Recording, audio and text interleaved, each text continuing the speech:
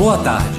Nesse segmento do Visão Libertária, vamos à crônica libertária narrada por Lea Farr. Como seria a vida sem o Estado? Por Bruno Roden. Nem eu, nem ninguém pode entrar na sua casa e confiscar seus bens. Isso é crime. Não é crime só porque isso está tipificado em um rabisco aleatório como crime. Nenhuma lei positivada tem real significância sobre crimes. Leis refletem apenas o que acham 500 mil de deputados sobre um tema. Basta olhar para a história e ver que a escravidão e o nazismo já foram considerados legais por esses caras. As pessoas sabem instintivamente que alguns comportamentos são criminosos através das leis naturais, aquelas que são descobertas e provenientes da natureza. Diferente das leis positivadas, libertários entendem a lei como descoberta natural de comportamentos e ações que prejudiquem o outro. Portanto, o crime como a violação da propriedade privada de um indivíduo. Para tanto, iniciamos do axioma que a propriedade privada existe. Um axioma é uma premissa básica que não pode ser desconstruída sem cair em contradição. Cada pessoa é dona de si, do seu corpo. Caso não o fosse, não poderia agir por iniciativa própria. Cada pessoa pode misturar seu trabalho com a terra ou outros itens que ainda não têm um dono e dali extrair novos bens que agora são de sua propriedade. Esse é o argumento inicial que os primeiros humanos, ainda caçadores e coletores, puderam sobreviver. Do mesmo modo, cada pessoa pode cuidar, delimitar e defender aquele pedaço de terra ainda sem dono e reclamar propriedade sobre a mesma. E essa é a base para a maior revolução cultural do mundo, o desenvolvimento da agricultura. Ainda mais adiante, cada pessoa pode, se assim o quiser, trocar seus bens por bens de outras pessoas. E isso é o escambo, a base de todo o comércio. Todas essas prerrogativas foram a base para a humanidade evoluir continuamente e chegar ao nível tecnológico atual.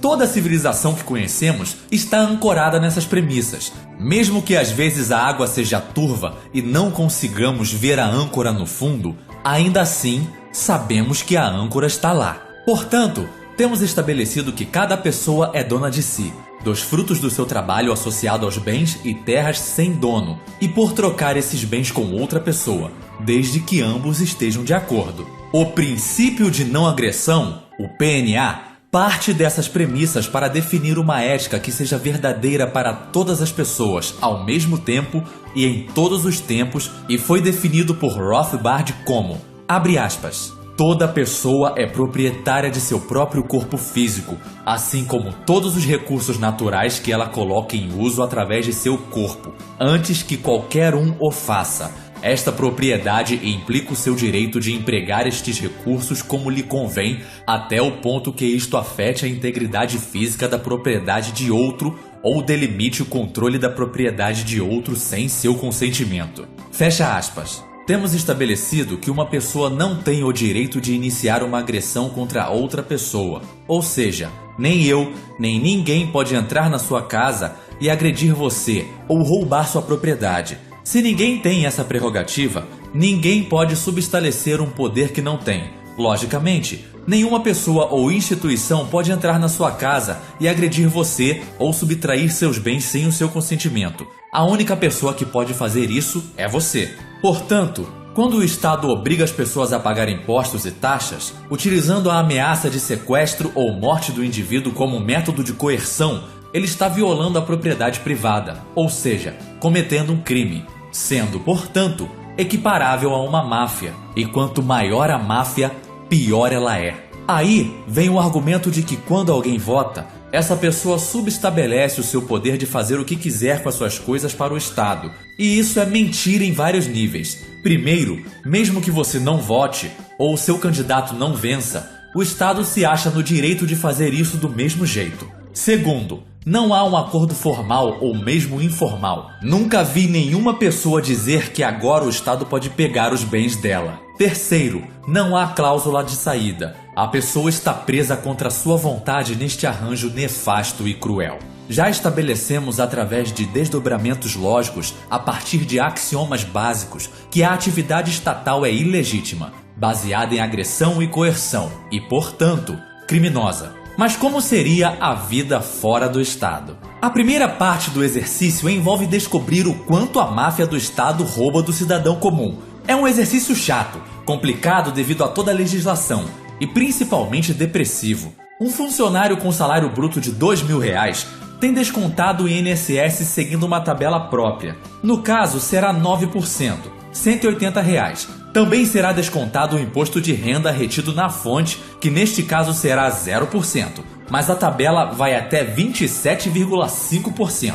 Nesse caso, o funcionário receberá R$1.720 ao final de cada mês, mais o 13º e adicional de férias. Somando todos os ganhos anuais e dividindo pelos meses do ano, que são 12, nós vemos que o funcionário recebe R$ 1.911,11 por mês. Nesta conta já incluímos o 13º e o adicional de férias. Já o custo do funcionário para a empresa é outro cálculo. Em cima do valor bruto do salário, a empresa coloca os adicionais de férias e o 13º e calcula 20% do INSS e mais um pouco sobre o valor calculado de INSS que será pago para o sistema SESI, SENAI, etc. Somando os custos totais anuais e dividindo pelos meses, a empresa gasta com esse funcionário em torno de R$ 2.300. No final, a empresa vai gastar 20% a mais do que o funcionário recebe. Já no caso de um funcionário receber R$ 6.000,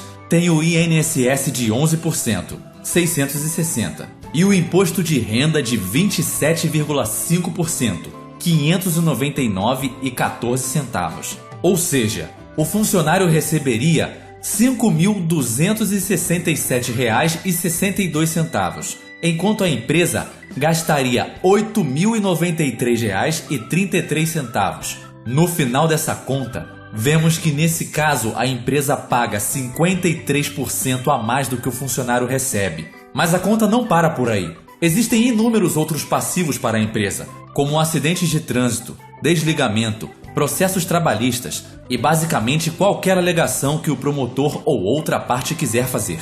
Nessa conta, propositalmente deixei de fora o FGTS, que são 8% adicionais que o governo sequestra com a promessa de devolver quando o funcionário for demitido sem justa causa, ou quando ele se aposentar, ou em alguns poucos outros casos especiais. Se o funcionário realmente receber esse valor, ele rende uma taxa de 6% ao ano. Ainda precisamos descontar a inflação. Nos últimos anos, foi um pouco acima da inflação, que estava em torno de 3%. Portanto, o funcionário receberia 3% ao ano de juro real. Se colocar o FGTS nas contas anteriores, a empresa gasta 29% a mais que o funcionário recebe líquido, se o salário bruto for R$ 2.000, e 62% a mais se o salário bruto for de R$ 6.000. Mas ainda tem mais. Tudo aquilo que nós compramos tem impostos sobre a manufatura, circulação de mercadoria e prestação de serviço. Praticamente tudo tem imposto. Remédios têm imposto de 33%.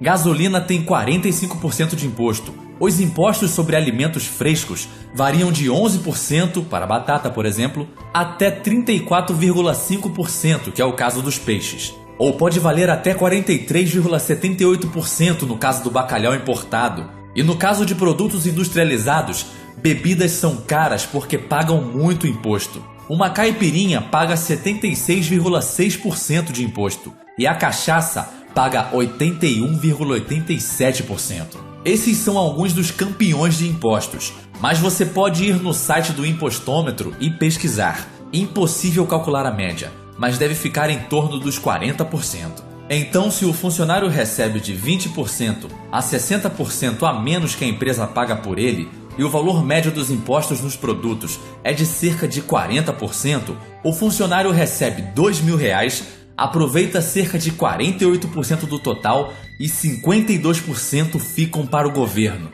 Já o funcionário que recebe R$ 6.000 aproveita só 24% e estonteantes 76% ficam para o governo. Ou seja, digamos que o salário líquido seja 100 e um produto qualquer custe 10. Pode ser cerveja ou chocolate. Então, um salário compra 10 unidades. Sem os impostos nos produtos, o mesmo item custará 6. Então, o mesmo salário líquido comprará 16 unidades e ainda sobrará dinheiro. Ainda mais, se a empresa não pagar impostos sobre a folha, ela poderá colocar esse gasto extra como ganho para o funcionário. Isso levaria o salário para algo entre 120 e 160, tomando como base os 100 iniciais. Ou seja, o funcionário, nesse caso, poderia comprar entre 20 e 26 unidades daquele mesmo produto. Mas adivinha, ainda tem mais. É muito difícil calcular o impacto de taxas dos mais variados tipos, normas e regras que obrigam a empresa a fazer isso ou aquilo, os custos que a empresa tem com isso e toda uma montanha de rabiscos aleatórios que atrapalham a vida do empreendedor. Sem impostos, não tem como prever se o preço vai cair ou os salários irão aumentar. O mais provável é que aconteça um pouco de cada. A única coisa que podemos ter certeza é que esse lucro não vai ficar com o empresário, pois taxas de lucro muito altas irão invariavelmente atrair novos entrantes, aumentando a concorrência e diminuindo o preço até que o lucro seja reduzido e fique dentro das médias do mercado. Ok, vamos começar o nosso exercício mental e imaginar que o Estado não existe. Não existem mais leis, polícia, bombeiros, SUS, previdência, autarquias, propriedade intelectual, agências nacionais de isso ou aquilo, e não tem mais banco central nem moeda nacional. Tudo aquilo que estou falando aqui é pura especulação. Não tem como saber se como eu vejo é como realmente vai acontecer.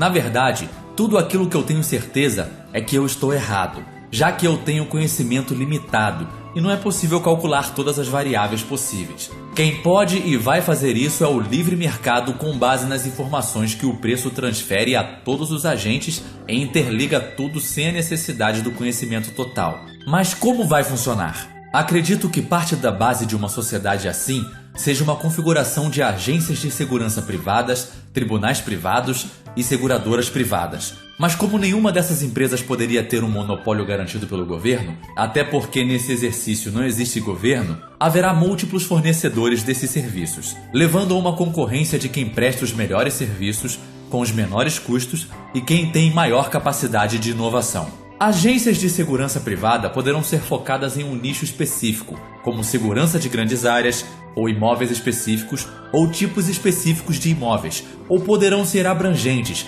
incluindo polícia, bombeiros e até tribunais privados. Os tribunais provavelmente competirão entre si, sendo que as pessoas escolhem qual o tribunal que julgará suas causas. As partes irão escolher até chegar em um acordo que seja bom para as duas partes. Sendo assim, os tribunais estarão competindo em termos de julgamentos mais justos e honestos. Ou seja, um tribunal pode, se quiser, vender sentenças. No entanto, esse mesmo tribunal e os juízes dentro desse tribunal não terão novos clientes no futuro, levando o tribunal a falir sem clientes. Esses juízes também não terão novos empregos nessa área, já que ninguém quer ser julgado por alguém desonesto que vende suas sentenças. Além do mais, esses tribunais poderiam ser criminalmente indiciados por outros tribunais e pessoas cuja sentença foi injusta e arcarão financeiramente com os prejuízos. As sentenças tenderão a ser reparativas, com o objetivo de retornar qualquer dano ao estado original, ou o mais próximo possível,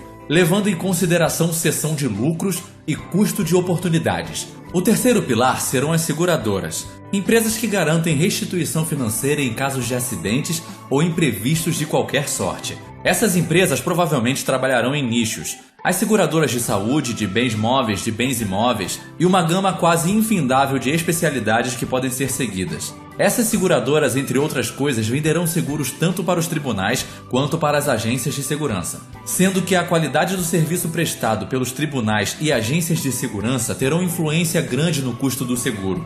E o cliente tanto dos tribunais como das agências de segurança poderão escolher se querem um serviço que tenha uma seguradora dando garantia ou não. Seguradoras também poderão agir como credenciadoras, dando uma dose de confiança aos profissionais segurados, pois dará garantia que no caso de algum erro, o cliente será ressarcido. Todo esse arranjo pré-concebido pode se mostrar ineficiente e o mercado tratará de descobrir melhores maneiras e fazer todas as rodas da economia girarem em sincronia. Também não haverá saúde pública, assistências sociais ou sistemas de previdência. Parte disso já cobrimos anteriormente, e podemos ter uma boa dose de certeza que as pessoas ganharão mais dinheiro ou o custo das mercadorias cairão bastante. De qualquer forma, toda a parcela que vai hoje para o governo irá aumentar o poder de compra da população. Médicos poderão competir em termos de qualidade e preço e fazer propagandas, coisa que hoje é proibido. No final, o custo de um atendimento médico irá diminuir e profissionais poderão praticar medicina com ou sem treinamento formal. A grande diferença aqui é que em algum lugar haverá ou não uma seguradora que certificará que esse profissional fará um bom trabalho, sendo que a seguradora arcará financeiramente no caso de qualquer erro. A assistência social será feita voluntariamente pelos indivíduos, sendo que cada pessoa pode ajudar nas causas que achar mais relevantes ou urgentes, ou mesmo não ajudar. O importante é que o dinheiro de ninguém estará sendo tomado à força para essas ações. Previdência social é só um esquema de pirâmide operado pelo governo, e serviços como esse poderão ser oferecidos por bancos ou seguradoras especializadas nesse tipo de operação. Mas o fator que considero como de maior importância é o fato de não haver banco central e moeda nacional. Provavelmente haverá várias moedas. A concorrência entre moedas incentiva altos padrões de qualidade e lastro de confiança, e as melhores moedas se sobressairão eliminando as piores. Sem banco central, não haverá taxa artificial de juros. Isso provavelmente elevará a taxa de juros, incentivando a poupança em investimentos produtivos e desestimulando o consumismo. As crises financeiras serão muito mais frequentes, porém, em contrapartida, serão também muito mais fracas e normalmente localizadas em pequenas áreas específicas. A recuperação será rápida e ágil, sem o governo ficar se intrometendo. No final, a vida sem o Estado será uma vida com liberdade, e a liberdade de um vai até onde começa a propriedade do outro. Discriminar é um direito, mas aqueles que abusam terão um custo financeiro que muitas vezes será alto demais para a manutenção do negócio. Cada pessoa poderá escolher a melhor forma de se defender, comprar, produzir, vender e carregar armas seria normal, e qualquer ação criminal poderá ser respondida imediatamente com força letal se for preciso. E por fim, da mesma maneira, cada pessoa poderá escolher com quem quer se associar, fazer negócios, qual produto usar ou qual moeda usar.